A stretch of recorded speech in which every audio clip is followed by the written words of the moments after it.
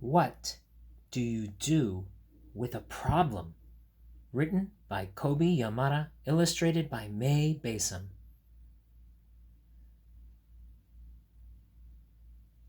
How are you today, my friends? How are you today? I hope that you're okay, my friends. Oh, deep in my heart, I want to say, I hope that you're okay today. Hi.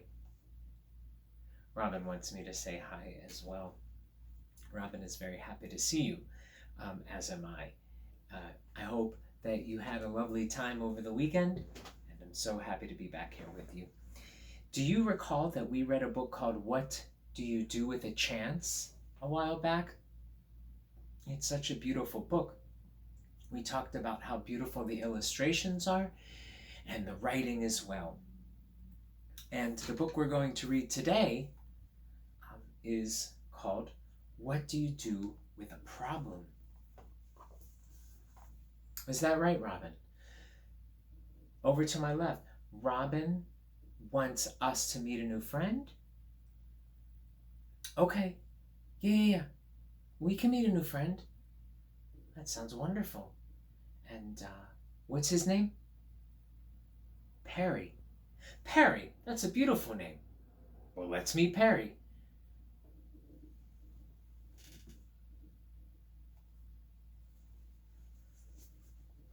Oh my goodness. Hi, Perry. Well, hi, Mr. Greg. You are... Wait, I have a challenge here. Oh, yeah? So I tend to say porcupine. Okay. And Miss Jen says porcupine.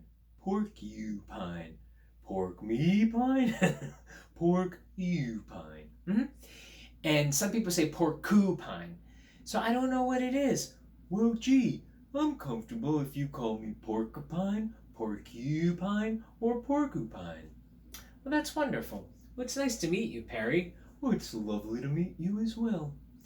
Perry, we're reading a book today called What Do You Do with a Problem? Oh, a problem? Well, I have a big one of those. A big one of those problems? Yep. What's that problem? Well, you see, being who I am, I have all of these quills. I do see those quills. And you know, they're actually quite lovely. I know, but so many people and creatures are afraid of them because they can stick out and they seem to be sharp. Well, aren't they sharp, Perry?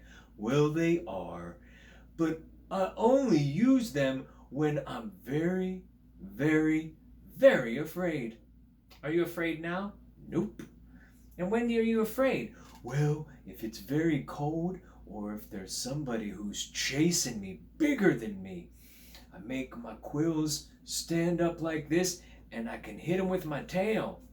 It really is a beautiful tail. I know, but the problem is, well, so many people have told stories about me and now everybody thinks that I just go around with my quills sticking out poking people. Everybody? Well, it sure feels like it. I want to validate that feeling, Perry, because it may or may not be true, and I don't want you to think I don't think it's very valid that you have experienced some really rough emotions around a lot of people thinking that you are a dangerous creature. Right.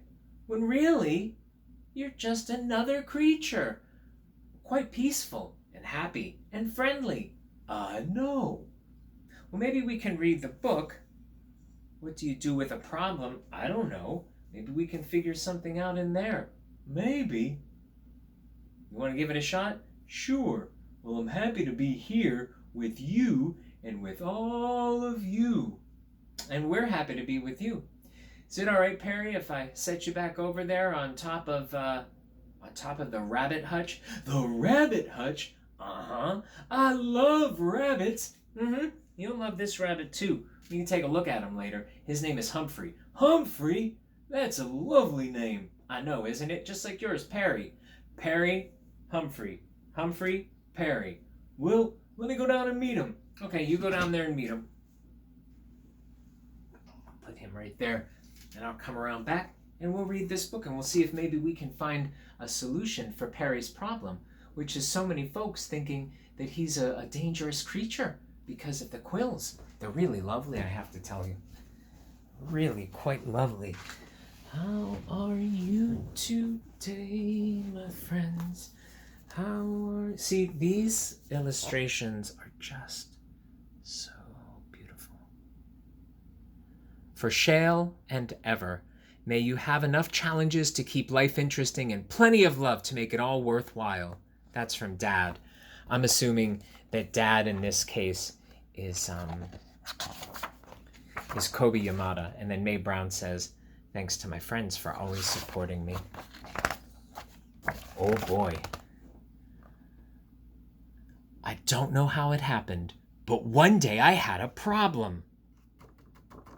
I didn't want it. I didn't ask for it. I really didn't like having a problem, but there it was. You ever have that experience? You don't ask for a problem, but it just happens to be there in front of you. It's a beautiful bird. And our friend with his problem are on top of the wall. Why is it here? What does it want? What do you do with a problem? I thought. I want to make it go away. I shoot it. I scowled at it. I tried ignoring it. But nothing worked. Oh boy. I started to worry about my problem. What if it swallows me up? Oh my goodness, we've talked about that worry monster. And worry can really make a problem grow so much bigger. Just the worrying. See that in his face? What if my problem sneaks up and gets me? Oh my goodness. He's so worried and anxious about that problem. And it keeps growing. Oh my goodness. What if it takes all of my things? Oh my goodness, do you see our friend is protecting all of his things, his toys and his special treasures? Because when you are dealing with a problem and you're feeling very worried, sometimes it feels like that problem may take all of your things. I worried a lot. I worried about what would happen. I worried about what could happen. I worried about this and I worried about that. And the more I worried, the bigger my problem became. My goodness, I can almost not keep it in the frame of the picture here. You see, our friend looks so small and the problem looks so large. Oh no, I wished it would just disappear. I tried everything I could to hide from it. I even found ways to disguise myself, but it found me. Our friend is wearing a disguise, but the problem is still there. And the more I avoided my problem, the more I saw it everywhere. I thought about it all the time. I didn't feel good at all. Do you recognize that picture? It was on our front cover, but in beautiful gold. That's where I recognize it from. It's the same image. I couldn't take it anymore. Oh, here we go.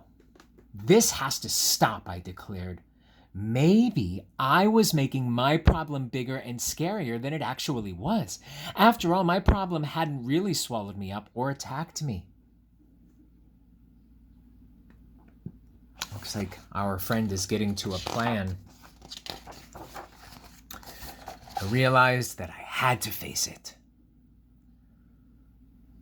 It's a very brave look on our friend's face.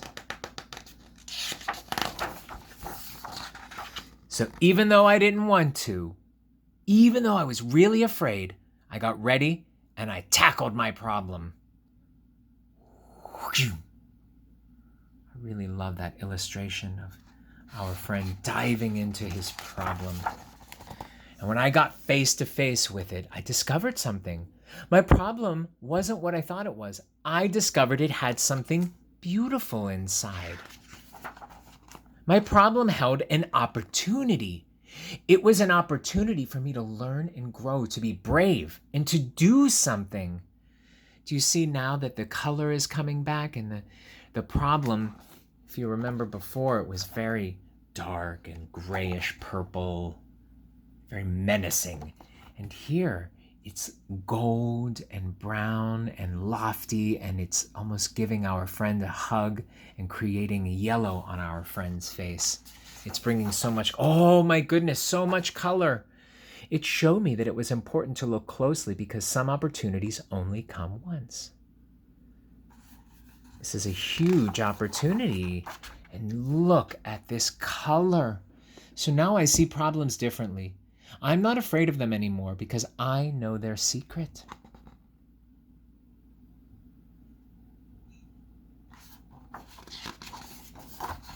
Every problem has an opportunity for something good. You just have to look for it. And here he is. Essentially, his problem became a ship, and that ship allowed our friend to sail and to search for opportunities or pieces of positivity in our friend's life. My goodness. Hey, Perry. Yeah, Greg. Did you hear that story? I sure did. Now, I don't want you to think that I don't hear you talking about some challenges you've had in the past. Yeah. I wonder, though, did you go to school? Yeah. And how's that? Oh, everyone's pretty wonderful. And whenever you go out and meet people, what generally happens? Well, they may look for a moment, but then I guess nothing happens. Do you feel like maybe there might be an opportunity in the problem that you're feeling? Well, there might be. I might give it a shot. I mean, us just talking right now and to all of our friends really is a way to educate them on the fact that porcupines... Oh, you said porcupines. I did, didn't I? Anyway, I guess that's how we say it. That porcupines really are friendly, loving creatures. We just happen to be quite small and sometimes are worried or afraid, just like our friend. Very valid to be worried or afraid, because there are bigger creatures. Yeah, there are. Well, what do you do with a problem, Perry? What I do is I think about it, and if the problem seems one that is not such a big deal, I'll run right up to it and look at it, and generally, I guess it would have an opportunity. It might have an opportunity. Yep. Well, you should give that a shot. I will give that a shot. Lovely. So how did your meeting with Humphrey go? Oh, he's lovely. Oh, really? He wasn't afraid of you? Nope. He just saw my quills and he said, "That's awesome. Where'd you get those?" And I told him they're just part of me being a porcupine. And then I asked him, "Where'd you get that big fluffy hair?" And he said, "Well, that's part of me being an Angora rabbit." And we're getting along. My goodness. So we talked about a real problem that you have, and then we read the book, and as we were reading the book, you kind of had a small breakthrough, even in that problem of all the worry you had in your brain. Yep, that's true. And I'm less worried. Shall we all go and meet Humphrey? Sure. Let's go down and do it. Okay, let's go down and do it. We'll see if we can meet Humphrey. Do, do, do, do, do, do, do, do, do, do. Do, do, do, do, do, do, do, do, do. Hey, Humph. How are you, buddy? I don't know if you wanna come out, but how's that food, man? Is that pretty good? You feeling hungry at all? You're not feeling hungry, are you, Humphrey? No, he told me he wasn't very hungry. Okay. Well, you guys have a great time together, okay? Okay. Bye, everybody.